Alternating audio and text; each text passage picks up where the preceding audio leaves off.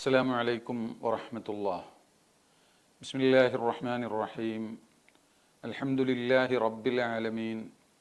അല്ലാഹുമ്മ സ്വല്ലി അലാ സയ്യിദിന മുഹമ്മദിൻ വഅലാ ആലിഹി വസ്വഹ്ബിഹി അജ്മഈൻ. ഏറ്റവും ആദരണീയരായ പണ്ഡിതന്മാരെ, SNECയുടെ വിദ്യാർത്ഥിനികളെ,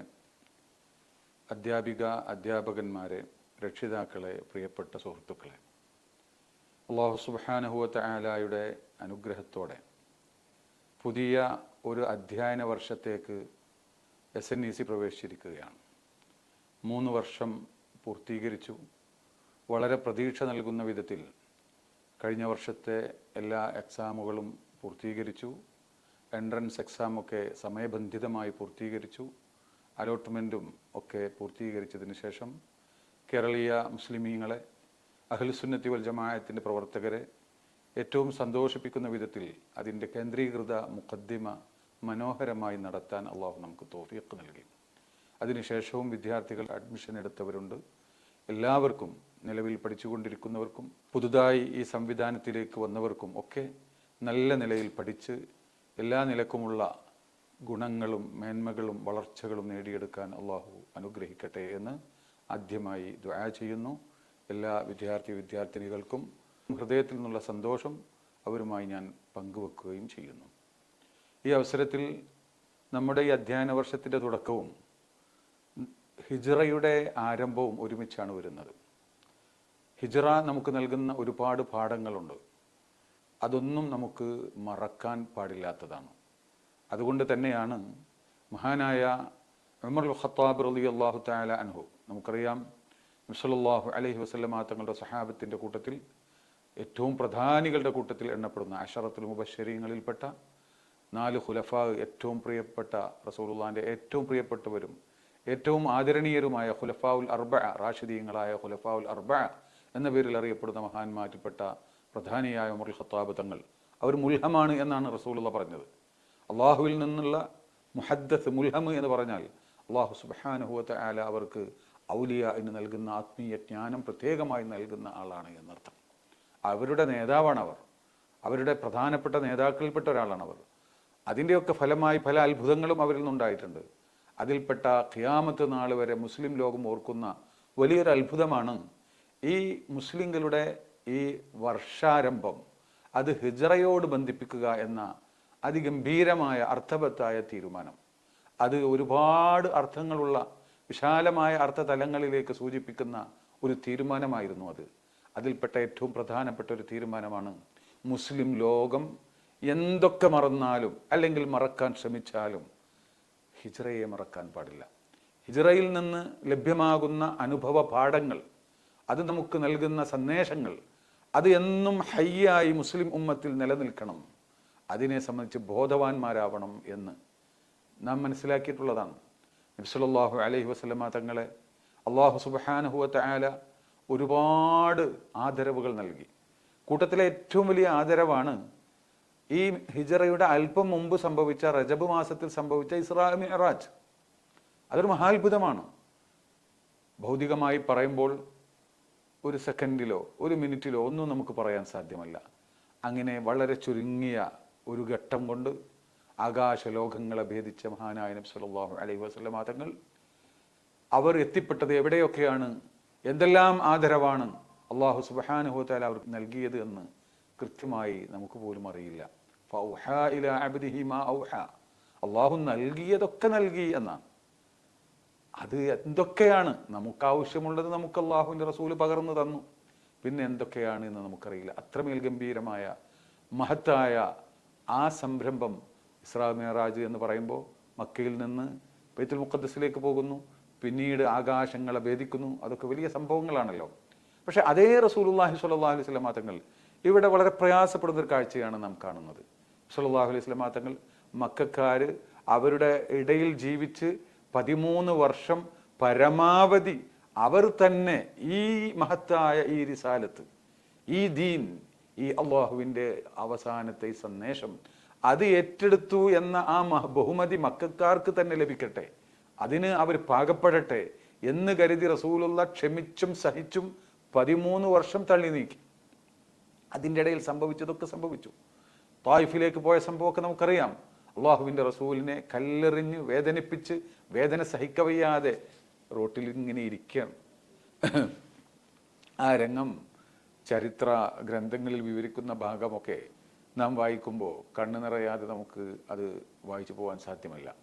ആ രംഗങ്ങളൊക്കെ റസൂലുള്ളാഹി അനുഭവിച്ചു. അപ്പോൾ ആ ഇരിക്കുമ്പോൾ ഇരിക്കാൻ അനുവദിക്കാതെ, ഒരല്പം വിശ്രമിക്കാൻ അനുവദിക്കാതെ ആ നാട്ടിലെ കുട്ടികളും യുവാക്കളും ഒക്കെ ഓടി വന്ന് ഇവിടെ ഇരിക്കാൻ പാടില്ല എന്ന് പറഞ്ഞ് കൈപിടിച്ച് എണീപ്പിക്കുകയാണ്. ഇവിടുന്ന് ഉടനെ പോകണം എന്ന് പറഞ്ഞ് പിന്നാലെ കൂടുകയാണ്, പരിഹസിക്കുകയാണ്. അതൊക്കെ സഹിച്ച് റസൂലുള്ളാഹി പരമാവധി ശ്രമിച്ചു. അവസാനം നബി സല്ലല്ലാഹു അലൈഹി വസല്ലം തങ്ങൾ ഇനി ഒരിക്കലും തന്നെ ഇവർ ഇത് സ്വീകരിക്കുന്ന ഒരു സാധ്യതയില്ല എന്ന് പൂർണ്ണ ബോധ്യമുണ്ടാകുന്ന അവസ്ഥയിലേക്ക് എത്തുകയാണ്. ഖുർആൻ അതിനെ സംബന്ധിച്ച് പറയുന്നുണ്ട്. വൈദ് യംകുറു ബിക്കല്ലദീന കഫറു, തങ്ങളെക്കെതിരിൽ അവർ ചതിപ്രയോഗം നടത്തുന്ന രംഗത്തെ ഖുർആൻ വർണ്ണിക്കുന്നുണ്ട്, വിവരിക്കുന്നുണ്ട്. ഒന്നുകിൽ റസൂലുള്ളാഹിനെ കൊലപ്പെടുത്തണം, അല്ലെങ്കിൽ നാട് കടത്തണം തുടങ്ങി അവർ പല ചർച്ചകളും നടത്തി അവസാനം ഒരു തീരുമാനത്തിലേക്ക് എത്തുന്നുണ്ട്. അത് ഖുർആൻ വിവരിക്കുന്നുണ്ട്. അതെന്താണ് അതിൻ്റെ അർത്ഥം? ഞങ്ങൾ ഇത് ഏറ്റെടുക്കാൻ തയ്യാറല്ലെന്ന ഒരു പ്രഖ്യാപനമാണ്, യുദ്ധപ്രഖ്യാപനമാണ്. ഒരു നിലക്കും ഞങ്ങൾ അതിന് തയ്യാറല്ല എന്ന്. ആ സമയത്താണ് അള്ളാഹുവിൻ്റെ റസൂലിന് ഹിജ്റ പോവാൻ അള്ളാഹു സുബ്ഹാനഹു വ തആല അനുമതി നൽകുന്നത്. ആ സമയത്ത് നബി സല്ലല്ലാഹു അലൈഹി വസല്ലമ തങ്ങൾ ചെയ്തത് എന്തൊക്കെയാണ്? റസൂലുള്ളാഹി സ്വല്ലല്ലാഹു അലൈഹി വസല്ലമ തങ്ങൾ വളരെ കൃത്യമായി ബോധപൂർവം അതിനാവശ്യമായ കാര്യങ്ങളൊക്കെ കൃത്യമായി പ്ലാൻ ചെയ്യുകയാണ്. ബഹുമാനപ്പെട്ട റസൂലുള്ളാഹി സ്വല്ലല്ലാഹു അലൈഹി വസല്ലമ തങ്ങൾ കിടന്നിറങ്ങുന്നിടത്ത് മഹാനായ അലി ഇബ്നു അബി ത്വാലിബ് റളിയല്ലാഹു തആല അൻഹുവിനെ ഉറക്കി കിടത്തുകയാണ്, അല്ലെങ്കിൽ അവിടെ കിടത്തുകയാണ്. ആദ്യമായി പരിശുദ്ധമായ ദീനിന് വേണ്ടി ജീവൻ സമർപ്പിക്കാൻ തയ്യാറായ മഹാനാണ് അലി ഇബ്നു അബി ത്വാലിബ് റളിയല്ലാഹു അൻഹു. അതൊരു വലിയ രംഗമാണല്ലോ. ആ ശത്രുക്കളെങ്ങാനും അങ്ങോട്ട് കയറി വന്നാൽ അങ്ങോട്ടും ഇങ്ങോട്ടും നോക്കാതെ കൊലപ്പെടുത്താനുള്ള എല്ലാ സാധ്യതയും മുന്നിൽ കണ്ടുകൊണ്ട് തന്നെയാണ് ജീവൻ സമർപ്പിച്ചുകൊണ്ട് മഹാനായ വളരെ ചെറുപ്പമായ അലി റളിയല്ലാഹു തആല അൻഹു അതിനു വേണ്ടി തയ്യാറാകുന്നത്. അങ്ങനെ അവരവിടെ ഉറക്കിക്കിടത്തുന്നു, അല്ലെങ്കിൽ അവിടെ കിടത്തുന്നു. അതിനുശേഷം അത്ഭുതങ്ങൾ സൃഷ്ടിച്ചുകൊണ്ട് അവരുടെ മുന്നിലൂടെ റസൂലുള്ളാഹി സ്വല്ലല്ലാഹു അലൈഹി വസല്ലം തങ്ങൾ ഒരു പിടി മണ്ണെടുത്തുകൊണ്ട് ആ ഏതാനും ആയത്തുകൾ ഓതി അത് അവരിലേക്ക് എറിഞ്ഞു. എന്നിട്ട് റസൂലുള്ളാഹി അവരുടെ ഇടയിലൂടെ ഇറങ്ങിപ്പോരുന്നു. അത് അത്ഭുതമാണ്. പക്ഷെ അതോടൊപ്പം തന്നെ കൃത്യമായി പ്ലാനിങ്ങും നടത്തി മുന്നോട്ട് പോകുന്നു. ആ റസൂലുള്ളാഹി സ്വല്ലല്ലാഹു അലൈഹി വസല്ലം തങ്ങൾ പിന്നീട് മഹാനായ അബൂബക്കർ സിദ്ദീഖ് റളിയല്ലാഹു തആല അൻഹുവിൻ്റെ വീട്ടിൽ പോകുന്നു. ഞാൻ ചരിത്രം പറയുന്നില്ല, ഞാൻ അതിൻ്റെ പോയിന്റുകൾ മാത്രം പറയുകയാണ്.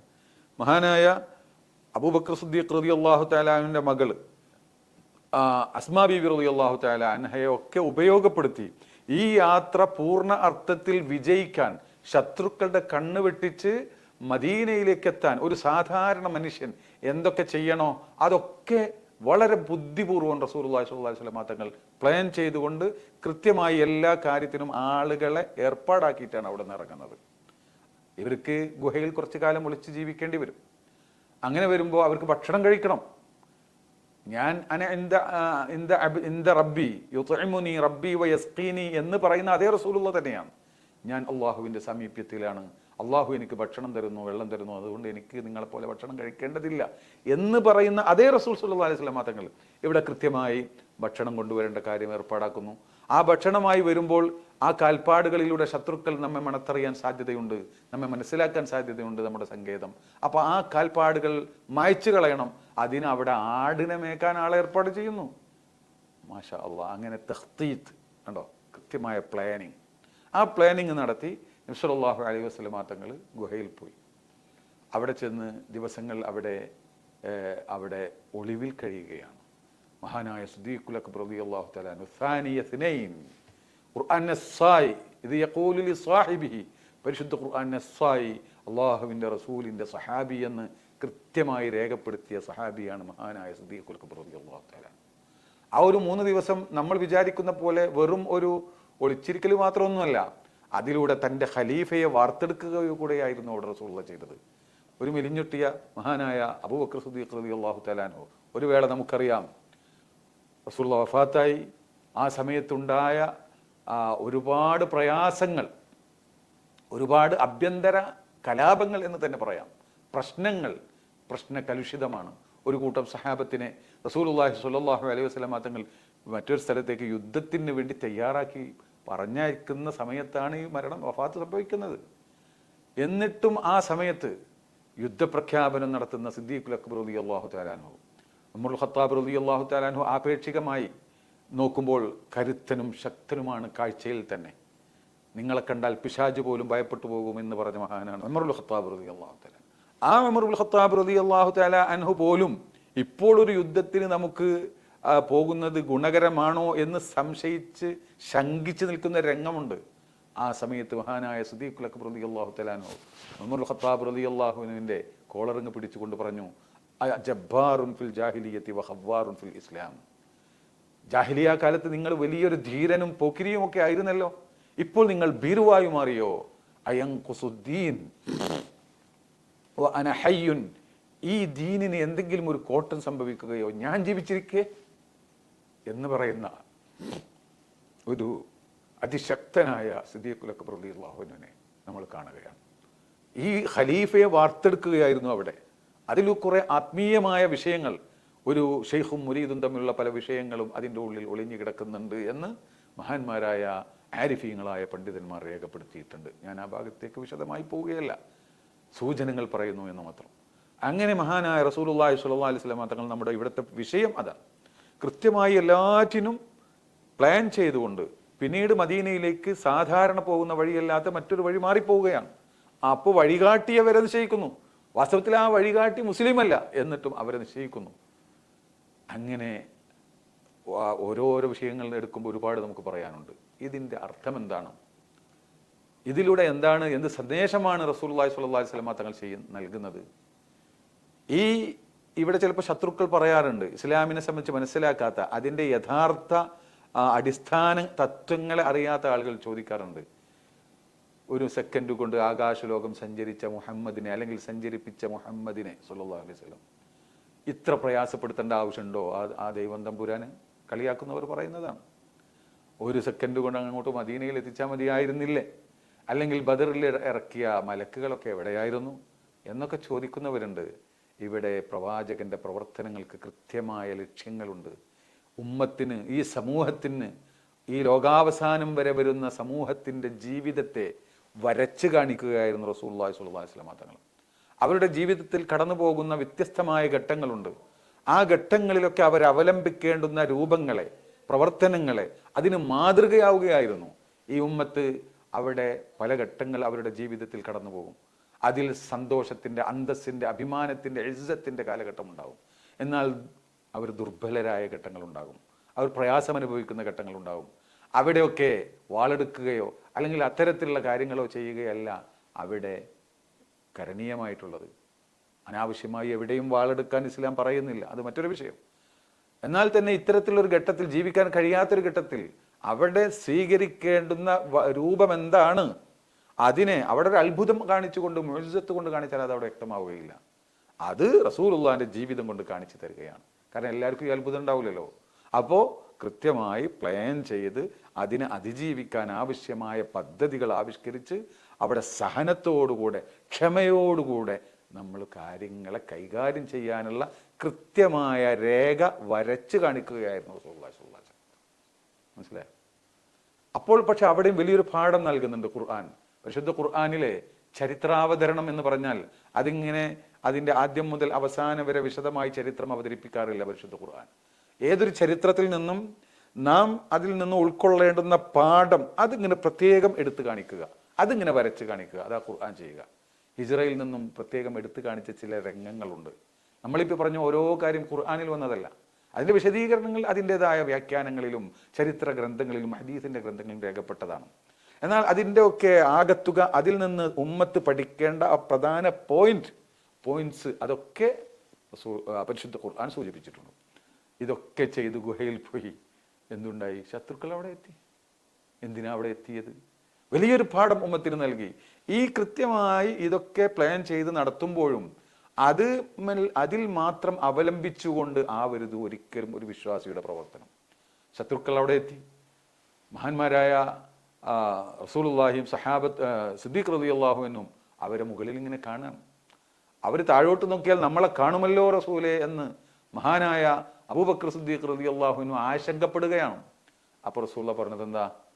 മാലന്നുക ബിസ്നൈനി അല്ലാഹു സാലിസുഹുമ. നമ്മളെന്തിന് ദുഃഖിക്കണം?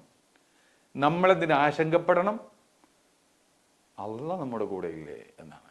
നമ്മൾ ചെയ്യേണ്ടതൊക്കെ ചെയ്തിട്ടുണ്ടല്ലോ എന്നല്ല. നമ്മൾ ചെയ്യേണ്ടതൊക്കെ ചെയ്താലും നമ്മുടെ അവലംബം അള്ളാഹുവാണ്. അതിനൊക്കെ ഫലപ്പെടുത്തുന്നത് അള്ളാഹുവാണ്. ഇതാണ് ഈമാൻ എന്ന് പറയുന്നത്. ഇവിടെ ഈമാനിന്റെ യഥാർത്ഥ വിശ്വാസിയുടെ സ്വഭാവമാണത്. നാം ചെയ്യേണ്ടുന്ന കാര്യങ്ങൾ കൃത്യമായി നമ്മൾ നിർവഹിക്കുകയും അതോടൊപ്പം അതിനൊക്കെ അതിൻ്റെതായ പ്ലാനിങ്, അതിനാവശ്യമായ മാധ്യമങ്ങൾ, ഈ ഭൗതിക ലോകത്ത് ഏതൊരു കാര്യം നടപ്പിലാക്കാൻ അതിൻ്റെതായ ചില മാധ്യമങ്ങളും രൂപങ്ങളൊക്കെ ഉണ്ട്, വഴികളുണ്ട്. അതിനൊന്നും അവഗണിക്കാൻ പറ്റില്ല. അതൊക്കെ കൃത്യമായി അതിനെ അവലംബിച്ചുകൊണ്ട് മുന്നോട്ട് പോകുന്നു, അതിനനുസരിച്ച് പ്ലാൻ ചെയ്യുന്നു. എന്നാൽ അതൊക്കെ ചെയ്യുമ്പോഴും പടച്ചവനെ, നീയാണ് മുസബ്ബിബുൽ അസ്ബാബ്, ഇതൊക്കെ ഫലപ്രദമാക്കി ലക്ഷ്യം പൂർത്തീകരിക്കേണ്ടുന്നത് നിന്നെ കൊണ്ട് മാത്രമേ സാധിക്കൂ. ഈ ബോധത്തോടുകൂടെ പ്രവർത്തിച്ചാൽ അള്ളാഹു അത് പൂർത്തീകരിക്കും. എന്നൊരു വലിയ സന്ദേശമാണ്. അതോടൊപ്പം നമുക്ക് നൽകുന്ന സന്ദേശം, ഇസ്രാ മിഅ്റാജ് അത് അള്ളാഹു നൽകിയ ഒരു ആദരവാണ്. ദീനിന്റെ നിലനിൽപ്പ് നമ്മുടെ ബാധ്യതയാണ്, നമ്മിലേക്ക് ഏൽപ്പിച്ചതാണ്, റസൂലിലേക്ക് ഏൽപ്പിച്ച ഒരു ഉത്തരവാദിത്തമാണത്. ഉത്തരവാദിത്തം നിർവഹിക്കാൻ ആവശ്യമുള്ളത് നമ്മൾ ചെയ്യണം. അത് ചെയ്താൽ അള്ളാഹു നമ്മെ സഹായിക്കും. അത് ചെയ്യാൻ നമ്മൾ തയ്യാറായില്ലെങ്കിൽ നമ്മളെ നശിപ്പിച്ച് മറ്റൊരു സമൂഹത്തെ അള്ളാഹു കൊണ്ടുവരും. നിങ്ങളുടെ ഉത്തരവാദിത്തം നിങ്ങൾ നിർവഹിച്ചില്ലെങ്കിൽ നിങ്ങളെ നശിപ്പിച്ച് മറ്റൊരു സമൂഹത്തെ കൊണ്ടുവരും എന്ന് പറഞ്ഞിട്ടാണ് സൂറത്ത് തൗബയിൽ ഇതുപോലത്തെ ഒരു ആയത്ത് പറഞ്ഞുകൊണ്ടാണ് പരിശുദ്ധ ഖുർആൻ ഹിജ്റയെ സംബന്ധിച്ച് പറഞ്ഞത് എന്നുള്ളതാണ്. ഇത് പല സ്ഥലത്തും വേറെയും ആയത്തുകളിൽ സൂചിപ്പിച്ചിട്ടുണ്ട്. ഈ ഒരു തത്വം, ഈ ഒരു ഖാഇദ, ഒരു കൗനിയായ പ്രാപഞ്ചികമായ ഒരു നിയമമാണ്, സുന്നത്തിൽപ്പെട്ടതാണ്, അള്ളാഹുവിൻ്റെ സുന്നത്തിൽപ്പെട്ടതാണത്. മറ്റൊരായത്തിൽ കാണാം,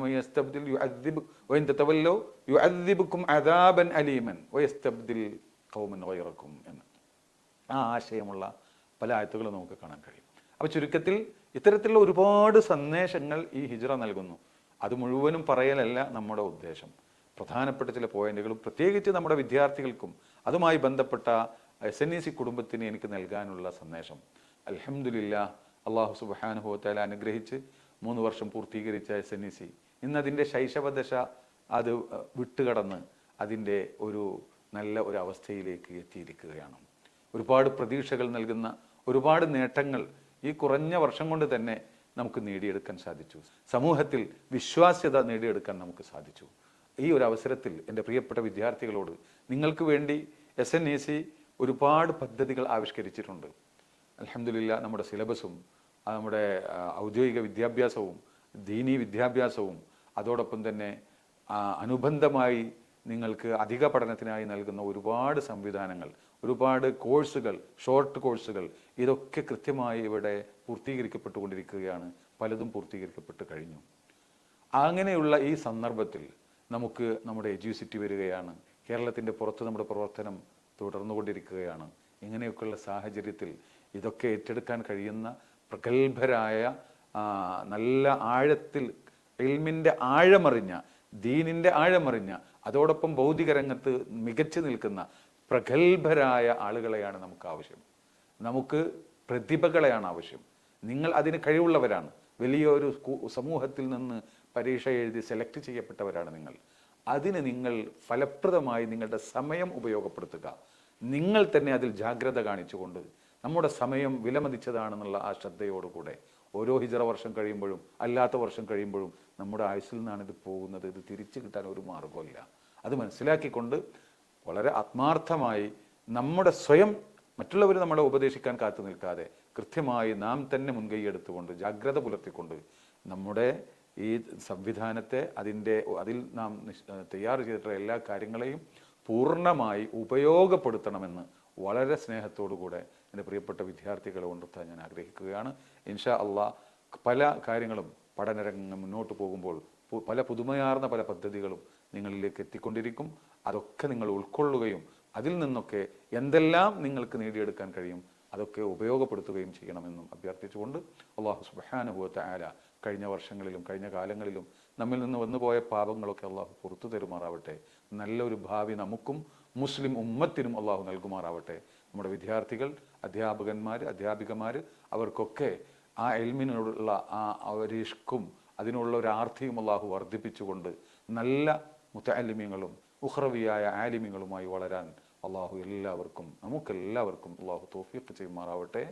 ഇതിനൊക്കെ സഹായിക്കുന്ന അഭ്യുദയകാംക്ഷികൾ, പ്രത്യേകിച്ച് പ്രിയപ്പെട്ട രക്ഷിതാക്കൾ, അവർക്കൊക്കെ അള്ളാഹു ദുനിയാവിയും ഉഖ്റവിയുമായ എല്ലാ സന്തോഷവും സമാധാനവും നൽകി അനുഗ്രഹിക്കുമാറാവട്ടെ എന്ന് ദുആ ചെയ്യുന്നു. നിങ്ങളൊക്കെ ദുആ ചെയ്യണമെന്ന് വസിയ്യത്ത് ചെയ്യുന്നു. വആഖിറു ദഅ്വാനാ അനിൽ ഹംദുലില്ലാഹി റബ്ബിൽ ആലമീൻ. അസ്സലാമു അലൈക്കും വറഹ്മത്തുള്ളാഹി.